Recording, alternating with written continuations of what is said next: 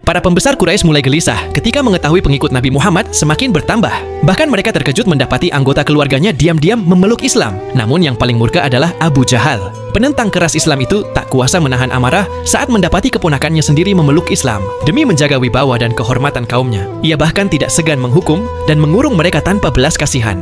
Tak tinggal diam, para pembesar Quraisy pun mulai menghasut penduduk Mekah. Mereka menuduh Nabi Muhammad memecah belah keluarga dan merusak tradisi nenek moyang mereka. Fitnah disebarkan luas, seolah-olah Islamlah penyebab perpecahan. Padahal yang mereka takutkan hanyalah hilangnya kekuasaan dan pengaruh penduduk pada mereka. Gelisah melihat dakwah semakin meluas dan membuat anaknya masuk Islam, Abu Walid segera pergi menemui Nabi Muhammad di rumahnya.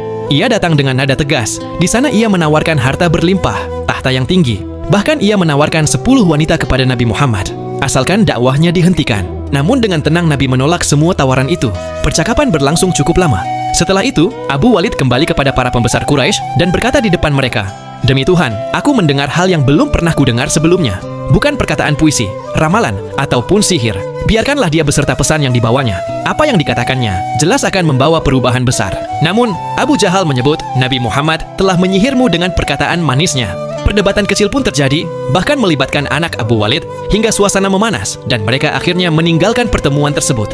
Suatu hari, Umar bin Khattab yang masih berada di pihak Quraisy membujuk keponakan Abu Lahab, yang juga sahabatnya, agar kembali kepada keyakinan nenek moyang mereka. Dengan tegas ia menyuruh mereka untuk meninggalkan Islam. Namun keduanya tetap teguh mempertahankan iman meski diancam.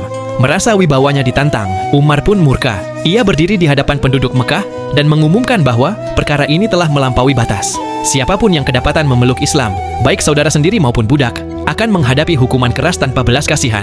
Bahkan, Umar bin Khattab yang masih sangat menentang Islam, ia tidak segan menghukum dari sukunya yang ketahuan memeluk Islam.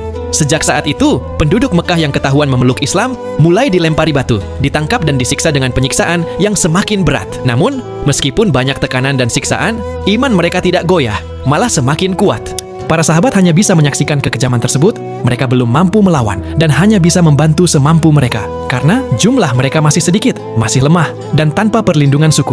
Jika melawan, mereka bisa dibantai habis. Nabi Muhammad memerintahkan kaum muslimin untuk bersabar sampai Allah berkehendak menghentikan cobaan ini. Jadi, diam mereka bukan karena takut, tapi strategi agar dakwah tetap berjalan.